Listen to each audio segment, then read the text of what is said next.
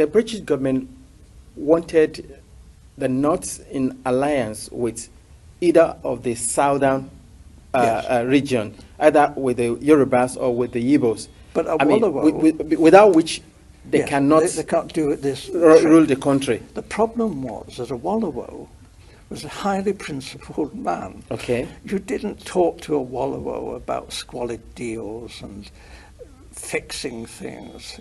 Awolowo was not that kind of person. If you read his books, this man was a world statesman. And his young lieutenant, Chief Enaharo, was brilliant, absolutely brilliant. However, they did do a deal with Zik, Dr. Azikiwe, from the east. Dr. Azikiwe, there was this big problem in Nigeria. It's the same big problem in America and in Britain. How do you get funds to fight elections? The candidates in Nigeria had no money, but they did have marketing boards, which were a kind of semi-nationalized industry. And they borrowed money from the marketing boards. But there was a suspicion that Dr. Azikiwe, who has formed his own bank, the African Continental Bank, was actually bankrupt. But he was borrowing very large sums of money from the marketing boards and not necessarily repaying the loans. We knew this. We had a great secret service. All the politicians' phones were tapped. All the politicians' mail was opened.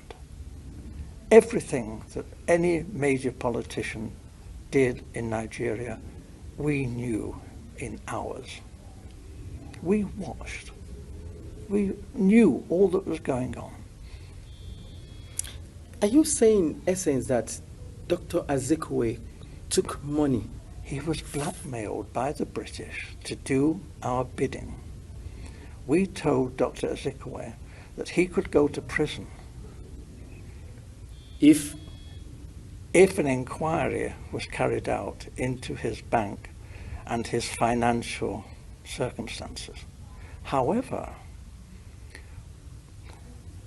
we would not want to be vindictive if Dr. Azikiwe was cooperative in helping forward the plans that we had made in the best interests of Nigeria.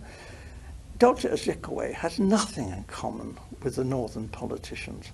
He loathed the northern politicians.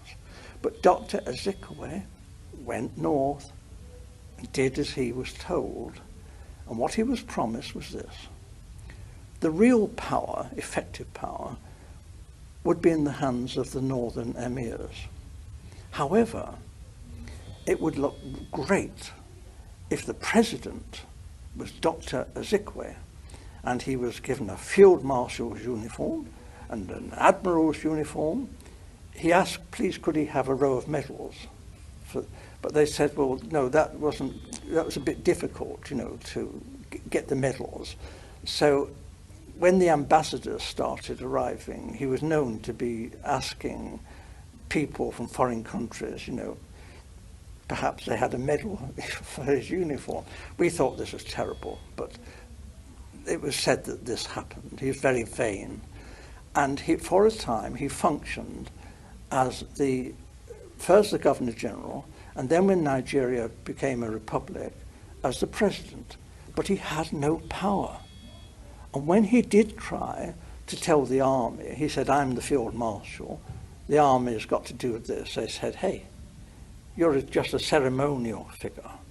You have no power.